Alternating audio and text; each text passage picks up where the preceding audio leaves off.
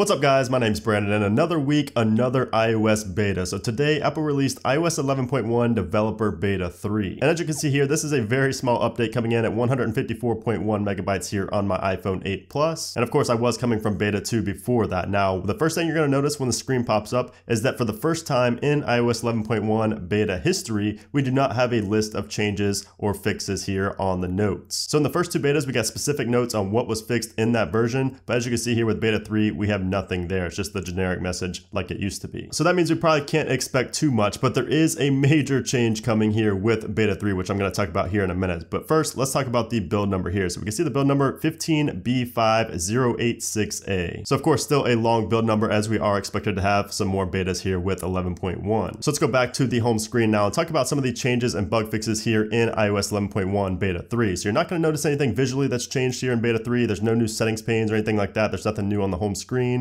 But there is a major fix with Beta 3. And that major fix is something I've been talking about for months now, and that is the 3D touch stutter. It has finally been fixed. It's like a miracle. It's finally been fixed. You can see there's no slight stutter anymore when you go ahead and 3D touch on any icon. There used to be a slight stutter, but now there's absolutely no stutter with 3D touching. So this is a miracle, and it's really great to see that Apple listened to us. And because I mentioned this in literally every single iOS 11 beta video, I talked about the 3D touch stutter and how it needed to be fixed. So it's finally here now. Remember this day, October 16th, the day Apple finally fixed the 3D touch stutter. Now, obviously, this is not going to be a big deal to most of you guys because most of you are just, casual everyday users. But for me, somebody who's talked about this in every single video and wished for a fix for so long, it's really great to see. But once again, for most of you guys, it's not really going to be a big deal, but it's still nice to be finally fixed. So aside from that fix, we do also have audio distortion issues that have been fixed with the iPad. So the iPad Pro and the regular iPad both had a fix here in Beta 3 to fix the audio distortion issues. Obviously, I don't have iOS 11.1 running on an iPad Pro,